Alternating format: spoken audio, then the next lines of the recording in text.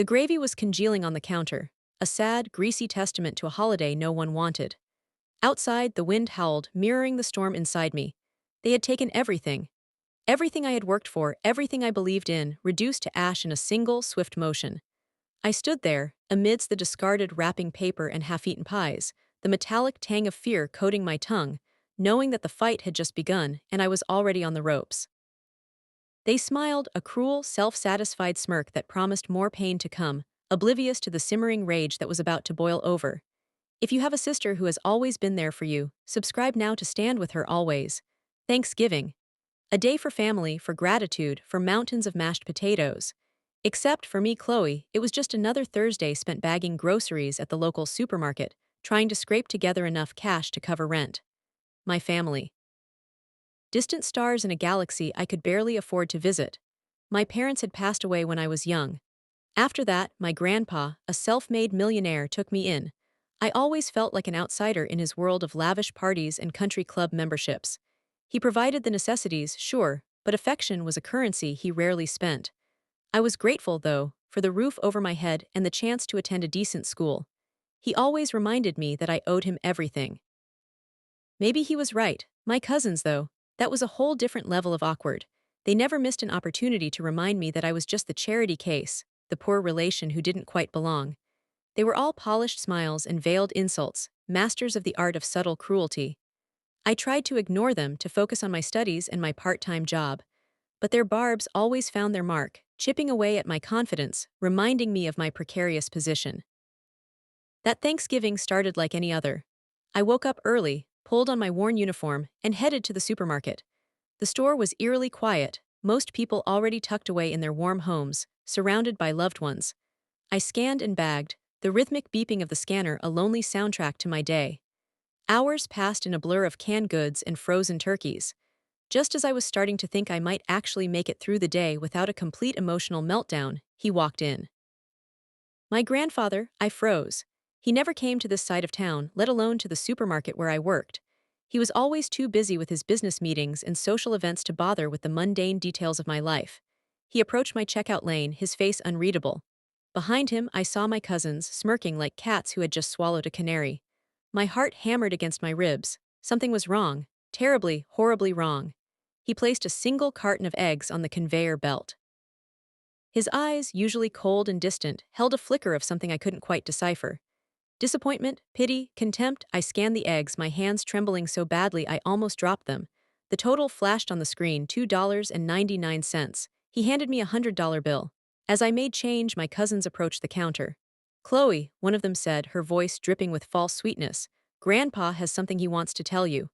My grandfather cleared his throat. The world seemed to tilt on its axis.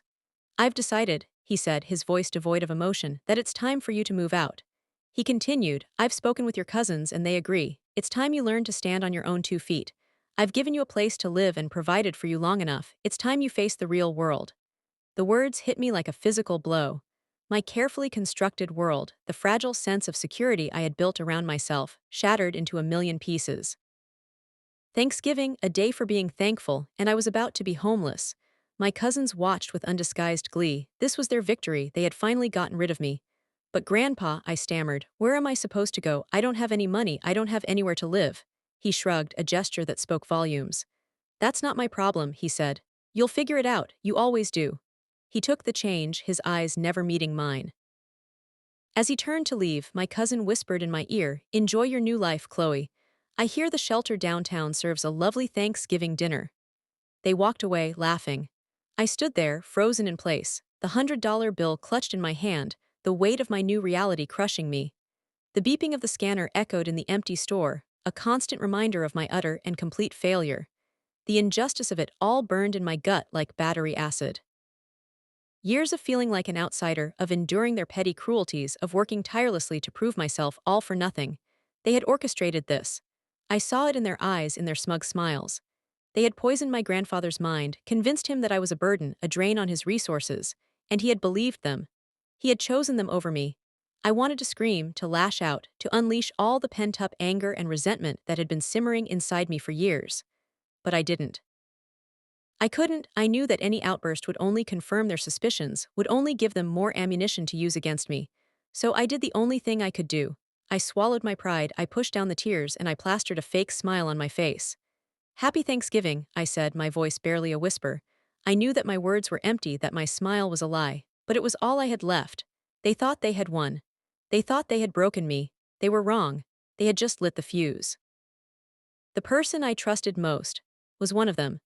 The fluorescent lights of the supermarket seemed to mock me as I finished my shift, the rhythmic beeping of the checkout scanner now a maddening reminder of my impending doom. I walked home, the crisp November air biting at my exposed skin, each gust of wind a chilling premonition of the cold nights to come. The familiar streets, once a source of comfort, now seemed menacing, each house a fortress I could no longer breach. I reached the grand estate, my grandfather's mansion, a monument to his success and a constant reminder of my own inadequacy. The warm glow of the windows beckoned, but I knew that warmth was not for me. I let myself in, the echoing silence of the foyer amplifying my loneliness.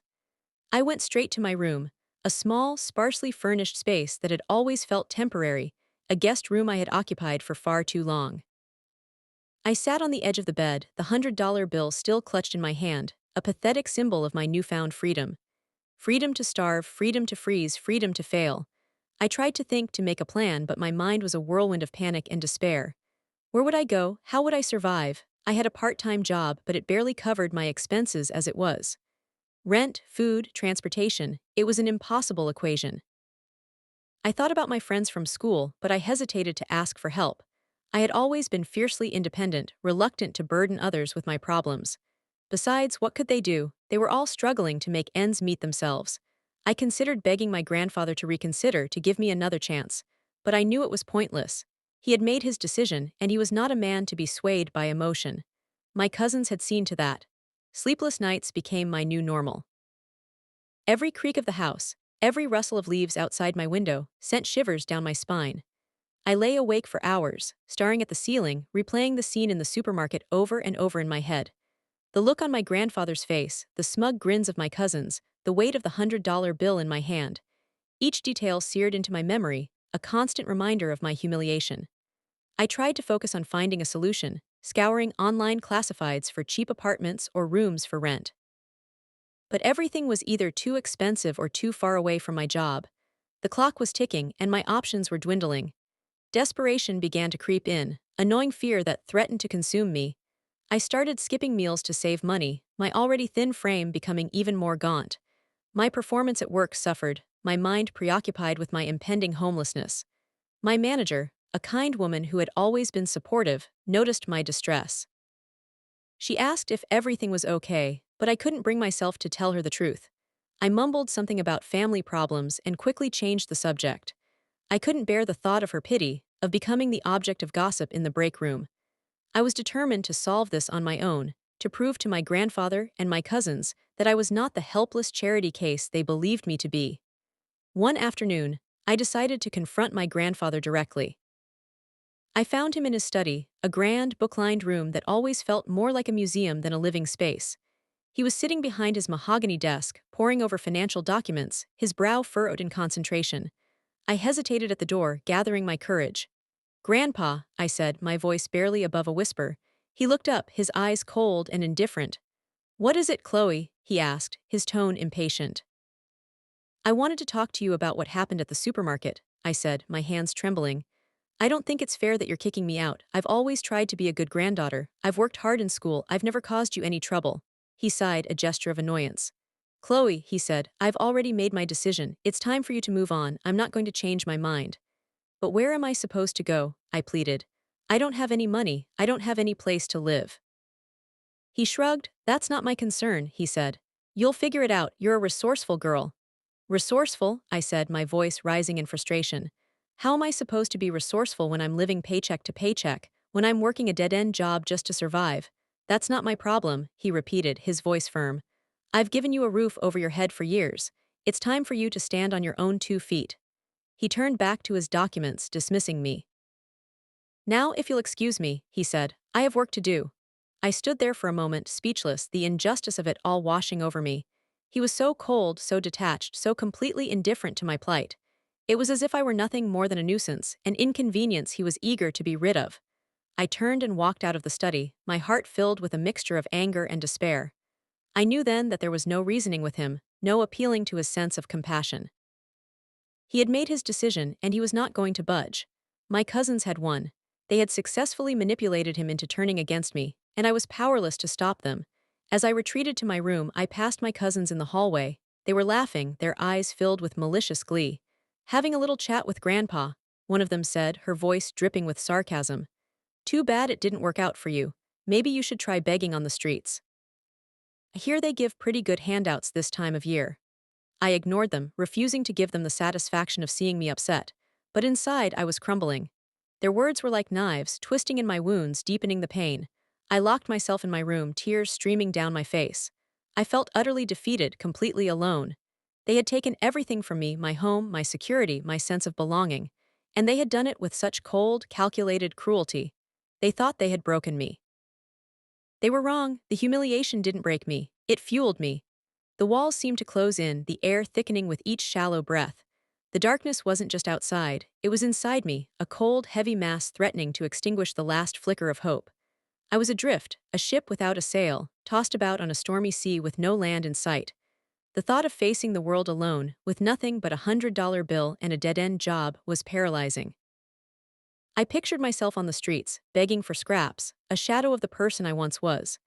The image was so vivid, so terrifying that I almost succumbed to the despair, the urge to simply give up, to let the darkness consume me.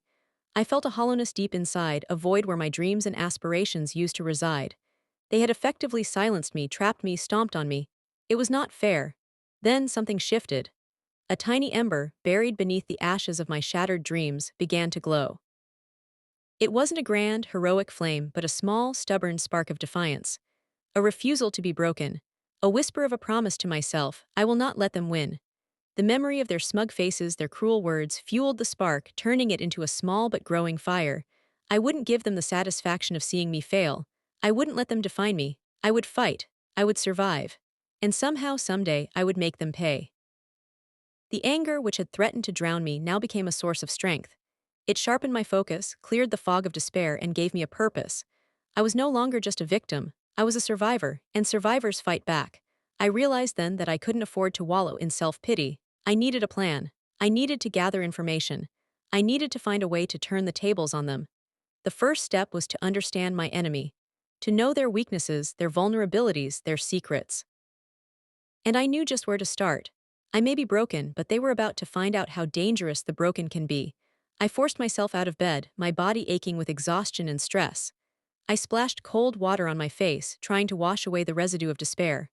I looked in the mirror, and for the first time in days, I saw a flicker of determination in my eyes. The fear was still there, but it was no longer the dominant emotion. It was mixed with a cold, calculating resolve. I went downstairs, my footsteps silent on the plush carpet. The house was quiet, everyone still asleep. I made my way to my grandfather's study, the scene of my humiliating dismissal. The door was locked, as always. But I knew there was another way in. A small, almost forgotten window in the back, hidden behind a thick curtain. It was a relic from my childhood, a secret entrance I used to sneak in and out of the house when I wanted to avoid my grandfather's scrutiny. I hadn't used it in years, but I remembered how to open it. I slipped outside, the cold morning air stinging my lungs.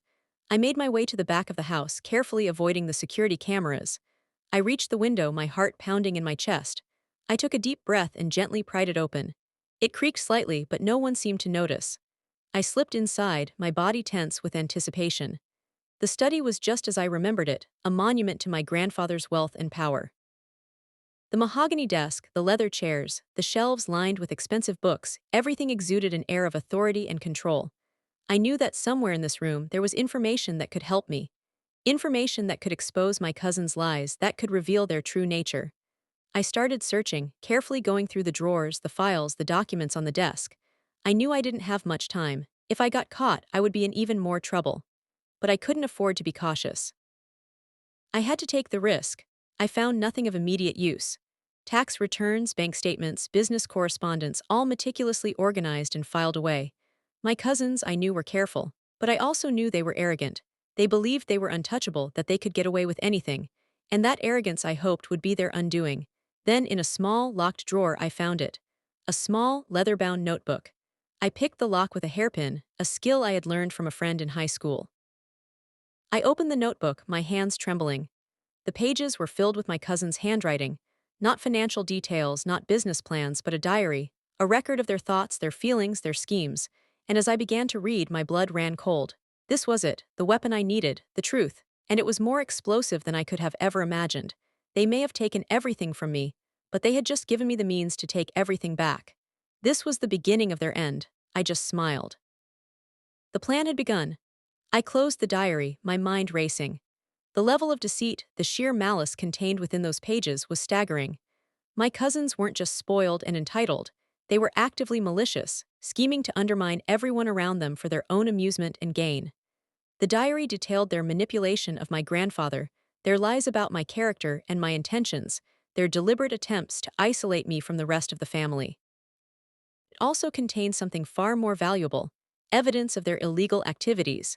Embezzling funds from my grandfather's company, insider trading, even attempting to sabotage a rival business. It was all there, in their own words, laid bare for anyone to see. The arrogance that had led them to believe they were untouchable had also led them to document their crimes, providing me with the perfect weapon for my revenge. I carefully placed the diary back in the drawer, relocking it with the hairpin. I couldn't risk taking it with me, not yet. I needed to make a copy, a digital record that I could use to expose them without putting the original at risk. I slipped back out of the study, retracing my steps carefully, making sure not to leave any trace of my presence. Back in my room, I started to formulate a plan. I needed to be smart, to be strategic. I couldn't just rush in and confront them with the diary. They would deny everything, destroy the evidence, and turn the tables on me once again. I needed to gather more information to build an airtight case that would leave them no room to maneuver. I needed to find a way to expose them publicly, to reveal their true nature to the world. I smiled. I played their game, but I was recording. The next few weeks were a blur of clandestine activity. I spent every spare moment gathering evidence, documenting their lies, and uncovering their secrets. I used my part-time job at the supermarket as a cover, using my breaks to research forensic accounting, securities fraud, and other relevant topics. I became a student of their lives, observing their habits, listening to their conversations, and piecing together the puzzle of their criminal enterprise. I discovered that they were using offshore accounts to hide their embezzled funds, that they were bribing officials to look the other way, and that they were even involved in a scheme to defraud elderly investors. The more I learned, the more determined I became to bring them to justice. I knew that what they were doing was wrong, that they were hurting innocent people, and that they needed to be stopped. I also knew that I was taking a huge risk. If they found out what I was doing, they would stop at nothing to silence me. But I couldn't let fear paralyze me. I had to keep going, to keep fighting for what was right. One of the most critical parts of my plan was getting access to that diary again. I needed high-resolution images of every page. My smartphone camera wouldn't cut it. I needed professional-grade equipment. I swallowed my pride and asked a favor from an old high school friend, Mark, who was now a photography student. I told him I needed to document some important family documents for insurance purposes, careful to avoid any details that could raise suspicion. He agreed to help, and a few nights later, under the cover of darkness, we snuck back into the mansion. Getting back into the study was even more nerve-wracking than the first time. My grandfather had installed additional security cameras, and I had to be extra careful to avoid detection. Mark, with his knowledge of camera angles and blind spots, was invaluable. He disabled the cameras temporarily, giving us a window of opportunity to slip inside. Once inside, we worked quickly and efficiently. Mark set up his professional camera and lighting equipment, and I carefully opened the locked drawer. We photographed every page of the diary, capturing every detail, every word, every nuance of my cousin's handwriting. It took several hours, but we finally finished the job. We carefully put everything back in its place, relocked the drawer, and slipped back out of the house, leaving no trace of our presence. Back at Mark's apartment, we uploaded the images to his computer and made several backup copies. I now had irrefutable proof of my cousin's crimes. The feeling was intoxicating. But I knew that possessing the evidence was only half the battle. I needed to find a way to use it, to expose them publicly without putting myself in danger. I considered going to the police, but I hesitated. My cousins had connections, influence, and the means to make my accusations disappear. I needed to find someone who was incorruptible, someone who would be willing to take on their case without fear or favor. I thought of my old neighbor, Mrs. Davison, a retired lawyer who had always been kind to me. She was a woman of integrity, a fighter for justice, and someone I trusted implicitly. I decided to pay her a visit. I explained my situation to her, showed her the photographs of the diary, and told her everything I had discovered about my cousin's crimes. She listened intently, her expression growing more serious with each revelation. When I finished, she sat in silence for a moment, her brow furrowed in thought. "This is serious, Chloe," she said finally. "Your cousins are involved in some very dangerous activities. Exposing them could put you in danger." "I know," I said, "but I can't let them get away with it. They've hurt too many people already." Mrs. Davison looked at me, her eyes filled with admiration. "You're a brave young woman, Chloe," she said. "I'm proud of you, and I'm willing to help you." She explained the legal ramifications of what my cousins had done. The evidence of fraud, conspiracy, and defamation was enough to sink them. We decided that the best course of action was to leak the information to a reputable investigative journalist, someone who would be willing to expose my cousin's crimes to the world. Mrs. Davison had a contact at a major newspaper, a journalist known for her fearless reporting and her commitment to uncovering the truth. We contacted her, explained the situation, and sent her the evidence. The journalist was intrigued. She promised to investigate the matter thoroughly and to publish a story if she found the evidence to be credible. All I could do now was wait. The anticipation was unbearable. Every day felt like an eternity, filled with anxiety and uncertainty. I knew that my cousins were living on borrowed time, but I also knew that they were dangerous, that they would stop at nothing to protect themselves. I had to be prepared for anything. The waiting was a torment. Each ring of the phone, each email notification sent my heart racing. I knew the journalist was working hard, but the silence was deafening. I replayed every conversation, every moment of discovery in my mind, searching for any detail I might have missed, any potential weakness in my plan. My cousins, meanwhile, continued their lives as if nothing was amiss. They flaunted their wealth, their power, their arrogance, completely oblivious to the storm that was brewing. Their complacency was infuriating, but I knew I had to remain patient. Any rash move could jeopardize everything. I focused on my job, on my research, on maintaining the facade of a broken, defeated young woman. It was the hardest acting job of my life, but I knew it was essential. I saw them at family dinners, at social gatherings, their eyes gleaming with what they thought was victory. They'd make snide comments, little jabs designed to remind me of my diminished status. I took it all, swallowing my anger, biding my time. They underestimated me. They believed I was too weak, too naive to pose any real threat. That was their fatal mistake. The journalist called late one night, her voice tight with excitement. "Chloe," she said, "I've got it. I've confirmed everything. Your cousins are dirty, very dirty. We're going to run the story." My breath caught in my throat. "When?" I asked, my voice barely a whisper. "Next week," she said. "We're going to break it online first, then follow up with a full spread in the Sunday paper. It's going to be huge." A wave of relief washed over me, so powerful it almost brought me to my knees. It was finally happening. The truth was about to be revealed. But the journalist wasn't finished. "There's one more thing," she said. "I need you to go on record. I need you to tell your story, to put a face to the allegations. It's the only way to make sure this thing sticks." I hesitated. Going public would expose me to even greater risk, making me a target for my cousin's wrath, but I knew she was right. My story was the key to unlocking the full impact of the investigation. It would humanize the story, making it impossible for people to ignore. "Okay," I said, my voice trembling slightly. "I'll do it." The journalist and I spent the next few days preparing for the interview. We went over every detail of my story, crafting a narrative that was both compelling and legally sound. She coached me on how to handle tough questions, how to stay calm under pressure, how to protect myself from potential defamation claims. She was a true professional, and I felt incredibly grateful for her guidance. Meanwhile, I started making arrangements to protect myself. I moved out of my grandfather's house, finding a small, anonymous apartment in a different part of town. I changed my phone number, my email address, and my social media accounts. I knew my cousins would be watching me, trying to anticipate my next move. I had to disappear to become a ghost until the storm broke. The interview was scheduled for the day before the story was set to be published online. It was a tense, grueling affair, lasting for several hours. The journalist asked me every question imaginable, probing every aspect of my story, challenging every detail. I answered truthfully and honestly, holding nothing back. By the end of it, I was exhausted, emotionally drained, but also strangely liberated. I had finally told my story, finally spoken my truth.